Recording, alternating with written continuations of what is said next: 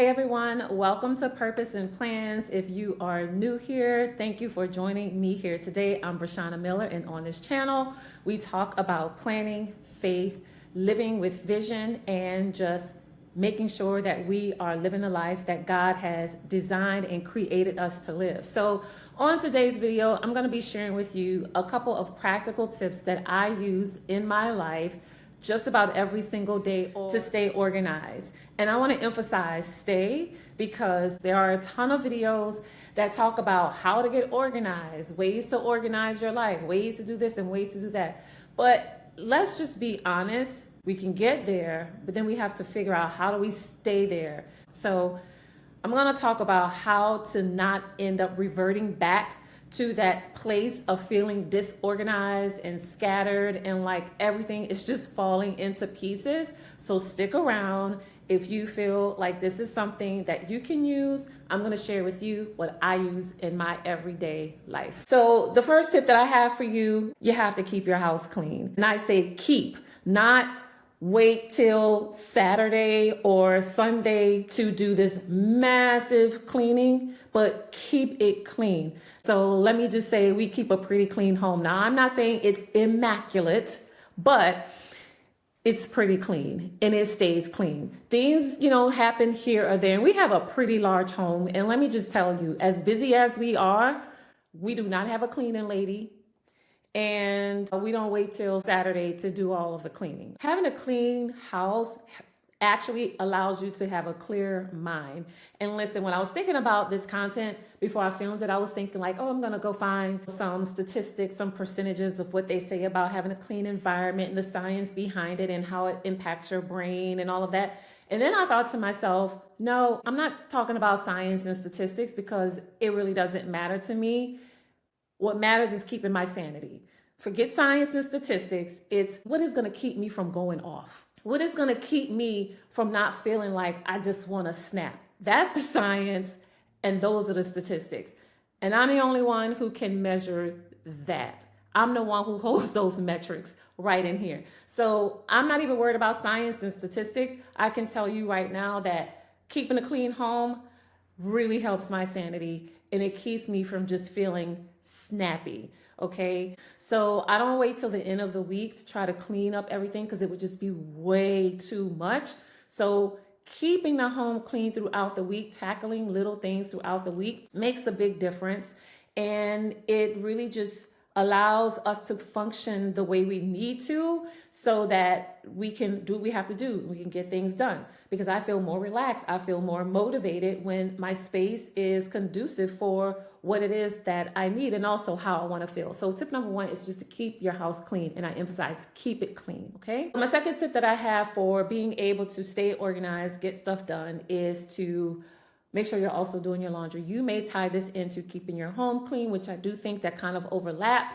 Now, again, I have 3 kids. We're a family of 5, so laundry is always in progress. One of the things that I used to do some time ago is I would just do a whole ton of laundry, 3 and 4 loads, and then I would just take it out of the dryer and put it in a laundry hamper and then do another load. And my clean clothes basket was getting piled high, and then I'll have this mountain of laundry to do.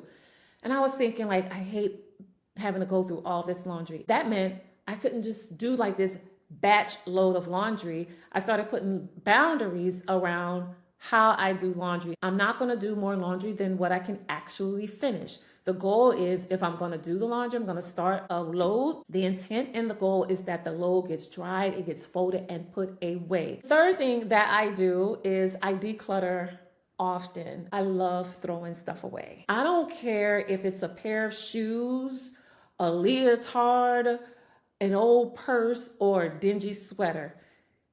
If it's too small, if it's too tight, if it's ruined, ripped, or something, it either has to be tossed or it has to be donated. I make frequent trips to the Goodwill, okay? I just keep a bag in my garage that's for the Goodwill. And as I find things, I'm like, hey, is this too small? Let's put it in the Goodwill bag because it has to go. So I don't wait until spring, fall, winter, or whatever to do this massive declutter because it would just become too much.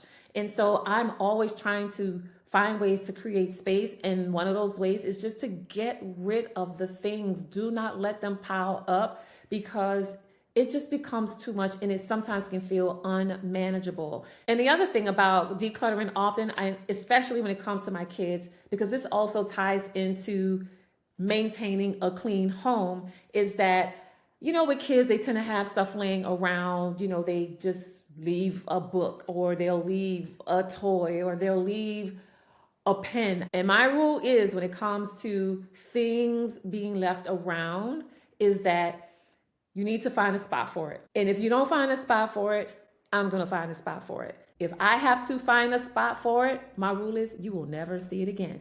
I'm going to find a place, but the place is going to be the place called the point of no return. You will never see it again. So if you want it, you need to find a place where it belongs, a proper place. Don't just throw it in some random place, because then I'm going to be like, you still don't want it. Because if it's just sitting here in a random spot just because you don't know what to do with it, I'm like, either it's too much stuff, you don't have space for it, or either you just don't want it. And I'm fine with that. Like, I will be more than happy to throw it away, right? And they know I will throw it away. So they know that I have some rules around that. If you want to keep it, store it in the proper place, because otherwise I'm trashing it. Now, the next one, and this is a really big one. I think they're all big, but this one especially just important as keeping my home clean, is keeping a clean car. I spend a lot of time in my car. My car is like the little house on wheels, so it needs to feel good. I do a lot of driving. Our kids are in extracurricular activities and going places and stuff. And so when I'm in my car, I want it to feel good. I want it to smell good. I want it to look good. I want it to be clean, because I'm in this space and it's like a little house on wheels. And so my little rolling house needs to be fresh. So for me, because there's a lot of living that we do in our cars, we need to keep it clean. And it's really an extension of my home. And so I find that to be just as important, because it's where I also get stuff done. I do planning in my car. I eat in my car, whether it's breakfast, lunch, or dinner. I'm constantly sitting in my car. I'm working in my car. I bring my laptop and I'm working and all of those things. So for me to be able to still function like that, my car also needs to stay clean. The next tip I have for you is about to-do lists. I love to-do lists, but when it comes to the to-do list, I think it's also important that you don't overdo the to-do list. Keep your to-do list manageable. But if you're just trying to say, okay, I need to, document a couple of things and write down a few things that I'm going to do for that day, do not make your daily to-do list feel like a monthly to-do list, because that is going to create so much overwhelm, and you're not going to feel like you're even scratching the surface. You're not going to feel like you're even putting a dent in anything, because your to-do list is way too big. So if you have that much stuff going on in your head that you feel like you need to get done, then you can do a brain dump list, and then take your brain dump list and see what are you going to be able to do for the day, and make a daily to-do list or a weekly to-do list or something like that. But don't overcrowd, or don't impose this pressure on yourself to try to get 50 things done in a day, knowing that you only have time for like 5, right? So you want to keep things manageable with your to-do list.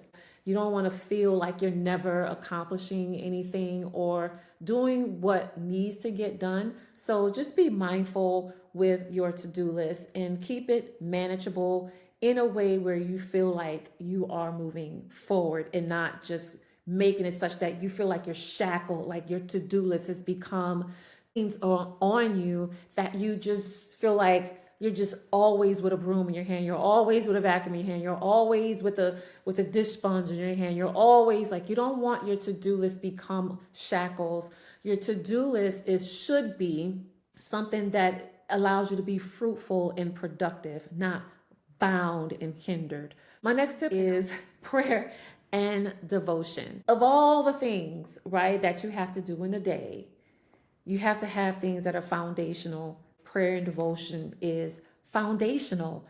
It's necessary. And of all the things, this is primary. And I maybe should have made this the number one, but these are not in rank order. It's just, I'm giving you the list, right? So prayer and devotion, super important, because you are not an Energizer bunny. You are a human being. You're not a human doing. So you have to know that your strength, the source of everything that you are able to do, everything that you are able to do is because God gives you the strength. He gives you the ability to do it. And to make sure that you are really getting what you need for the day, the strength that you need for the day, the wisdom you need for the day, the help that you need for the day, because you don't know how God is going to help you throughout that day. But when you take time to pray, and when you are spending some time in devotion and just being grateful for today, not beating yourself up and thinking, oh, yesterday I couldn't do whatever, so I'm hoping that I can do better today. No, yesterday is yesterday. God gives us new mercies every single day. So regardless of how yesterday went, you have breath in your body, then you have new mercy, and you have to depend on that mercy that God gave you today for today. Yesterday's mercy was for yesterday. Today's mercy is for today. And you use that. You let that be your daily bread, right? Everything's not going to be perfect. Your home is not going to be perfect. Your children's not going to be perfect. Your marriage is not going to be perfect. Nothing is perfect except God's grace, his mercy, God and him alone. He's the one who's perfect, and everything he gives to us is perfect. That's the only thing that is perfect in our lives. So instead of striving for perfection and thinking like, oh, it's a perfect day, like the day went perfect if everything went as planned, or the day is perfect if you do everything you plan to do or wanted to do. The day is perfect if your house looks like immaculate, like as if the angels from heaven came and, swept through it. No, it's God's grace and his mercy. And we have to depend on that, right? Because without that, where would you be anyway? Where would you be if you didn't have it? You may not even be able to clean your home if you didn't have it, right? So knowing that it's his grace and mercy that fills the gaps. It's his grace and his mercy that gives you the strength to do anything. So let that be the foundation and a reminder that no matter how big the to-do list, no matter what the kids are doing, how they're acting, or what's going on in the home or anything, there's something called grace and mercy that is always there, right? To help you. And so let it be your help, and let that be the thing that fuels you, not the check mark on the to-do list, but let it be that God's grace and his mercy and his spirit is the thing, the one who is helping you, and you just not thinking that by you checking off everything, you're like superwoman and we did it. No, it's God's strength. He's the one who always gets the glory out of your life in anything that you do. So give him the glory, receive his grace and his mercy, and give him the glory for it. So this is tip number 7. Use a planner to free up your brain, because this thing up here is so precious. It's like a super muscle, and it is very intricately detailed and has so much going on. And your brain is constantly processing and cataloging and archiving information all day. Even when we're not thinking about it, it is making these impressions on our mind every single day. It's reminding us of things, right? So use the planner to help you not have to remember everything, so that you free up your brain to think and do other more high level tasks and more high level processing that'll help you be more strategic and intentional and more forward thinking, versus you're just stuck in the, I gotta pick up the trash on the steps. You know what I mean? Like, we gotta think beyond that and think long term and have vision, versus it's just the to-do list. Like, that's as far as you can think and see is the to-do list. You have to go beyond the to-do list. And I did a video about why you need to plan with vision and not just focus on check boxes. And you can always go check out that video and see all the things that I said around that. All right, tip number 8, another big one, but again, I think these are all really big. So cell phone, Huge, huge, huge, because these things right here are they can hurt you and help you at the same time, and it just all depends on how you employ it. So make it be a tool and serve you versus a master that binds you up. Okay, so the thing about cell phones, I have cell phone boundaries, which ultimately helps create boundaries around me personally. It helps me stay organized, and it keeps me from being distracted, especially with stuff that I'm just like, do not need to be distracted with. And before I started doing this, I was going to my phone because like I would hear the ding or whatever, the text message, and I'm like, oh, what is that? And I'm like, and it would be nothing. It would just be just ridiculousness that I'm like, I cannot keep getting pulled away from what I'm doing, only to see that the thing that I turned my attention to really did not need my attention. So I implemented some boundaries around my cell phone and communications, which ultimately means access to moi. And so what I do is I use my modes, my focus modes. They're on autopilot, and I can say if you're not using the different modes on your phone, you are missing out. I use modes like work mode. I use, see right here, I use work mode, personal mode, a sleep mode, and a do not disturb mode. Okay, and I'm in one of those modes pretty much all day. All those different modes turn on and off at different times. I have that set up, and I have it where only select people can reach me. So, but aside from that, you have to wait until I'm available. I determine my availability and who can access me throughout the day, because usually it's not even that big of a deal, to be honest. So cell phone boundaries, really good to have. They're smart, they're smartphones. So use them for the smartness that they can provide to your life, because that way you're not getting pulled and getting distracted. And then when you have time to fool with that mindless stuff or things that are not really that important, then you can give your attention to that. But you are determining when you are willing to give your energy and your time to those things that are just really not that high of a priority, and you're able to get more stuff done. So get some cell phone boundaries if you don't have it. So tip number 9, a weekly review and reset. Things don't always go as planned. We're not perfect. Nothing is perfect. So we do have to review the things that we do. We do need to reset, readjust, realign, and doing that at the end of the week is fine. Just do it. Whenever you do it, give yourself some time to actually implement the things that you feel are going to help you to stay productive. And then find a time when you can look at what you did, what you planned to do, how you were feeling, what went on, what adjustments, what detours you had to take throughout the week, so that you can make necessary adjustments and learn from those things when you are planning your next week. For example, myself, I do meal planning, and I love to cook. I'm from New Orleans and I love to cook, okay? I like cooking from scratch. I love to cook, but there's sometimes I cannot be Emerald Lagasse in the kitchen. I cannot be Dookie Chase in the kitchen, even if you know who Dookie Chase is. I can't be my mama in the kitchen like mama was for me.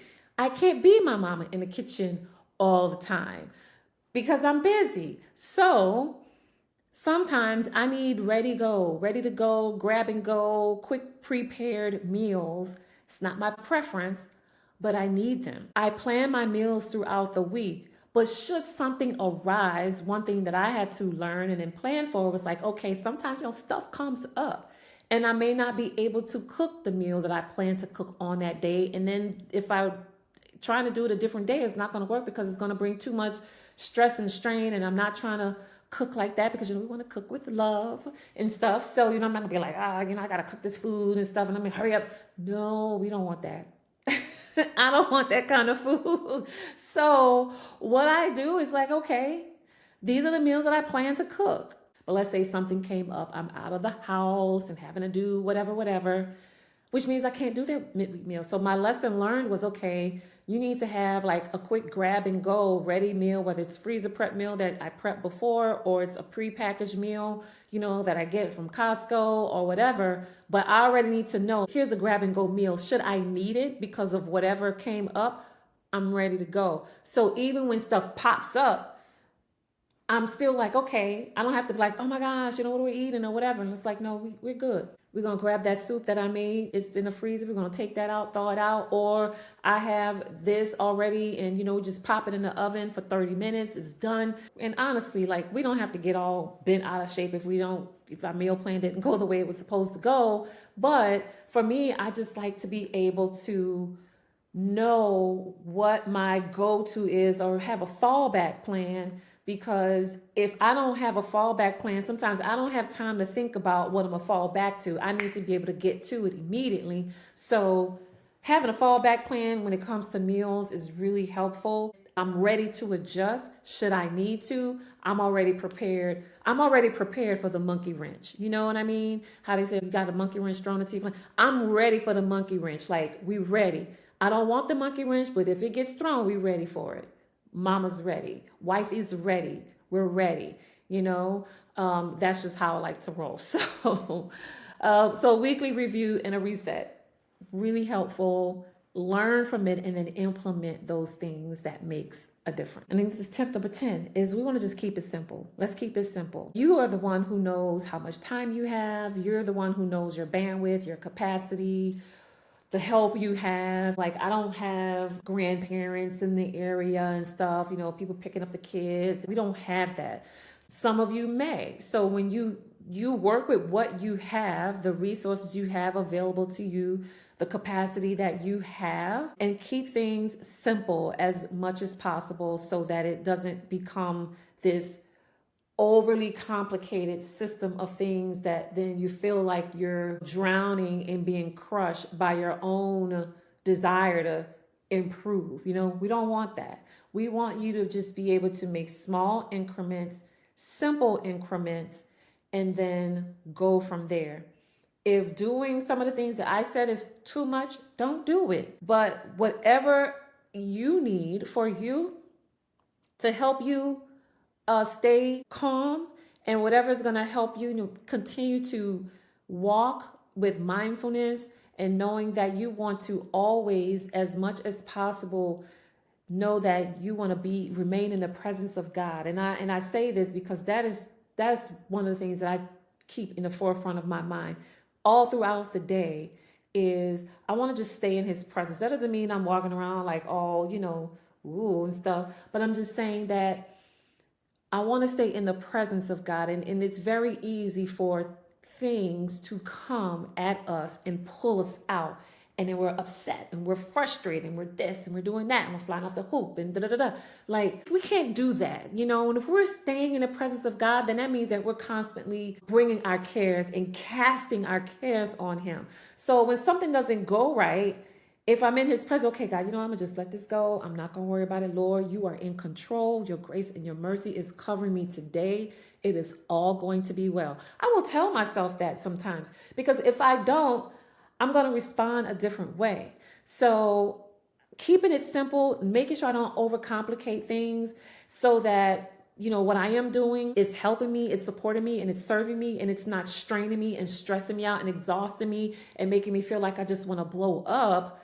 It is keeping me in a place where I can say, okay, I can move forward and I'm able to focus on the things that I need to focus on, always being mindful that I want to stay in the presence of the Lord. And I don't want these things to pull me out, because then I get frustrated and then my whole mindset, disposition changes, and then the atmosphere changes. And before you know it, I'm like spouting off because the kids, they were breathing too strong for my patience that, I don't want that. So we have to make sure that we're doing what is necessary, but then not overcomplicating it such that it's no longer a system, but now it has become this thing that has shackled us versus a system that is serving us. One of the things that I want to share with you quickly as a summation of all the things that I've shared with you today is that we all have a vision. God has placed purpose on the inside of us. We have a vision. God has a plan and he has a purpose for our life. And so when we have an assignment and we're called to do something that's bigger than who we are. We're called to be a manager of our home, a steward of our home, and the things that God has blessed us with. However that calling shows up in your life, we all have some type of calling on our life, an assignment, something that God has commissioned us to go out and do. And that vision, that calling, that ministry, that purpose, it requires your time, it requires your energy, it requires your stewardship, and it requires your ability to bring a level of excellence that demonstrates God working in and through your life to ultimately glorify Him and to please Him. And so doing these things, while these are things we do, these are works, and they're good works. But then there are also other works that we have that God has placed in us to do. We are His workmanship, created in Christ Jesus. So we have to also make sure that while we're tending to these things, that this is also because we want to be able to focus on the bigger picture, the vision that God has given us, the calling that He has placed on your heart to devote some time to, so that you can see it through. You want to be in an environment that is conducive for the working of God in you, around you, through you. And when you're interacting, going out, whatever it is that you may do, your environment is set, your heart is right, your mind is right, your atmosphere is right. Because when you are, you never know who you're going to run into. You don't know. And so you want to make sure that your atmosphere, your home, your heart, your mind, your spirit, your car, wherever you are, your atmosphere is set. Set the atmosphere. We really want to honor the Lord. We want to have the right atmosphere so that He can be honored in the right way. So like if you go to church, you don't expect your church to be junky and messy and dusty. Like, no. Same thing with our hearts, same thing with our environment, with our minds. We don't want junky, dirty, dusty minds and atmosphere and then be like, oh Lord, help me. No. Clean up your house. Get your house in order. Get your heart right. Get your atmosphere right so that God can be honored and reverenced in the dwelling that you have prepared for Him. So you have a vision and you want to be able to have the energy and the time and the place to be able to do it properly and with excellence and with diligence. The two scriptures that I wanted to leave you with is 1 Corinthians 14 and 40. And it says, but all things should be done decently and in order.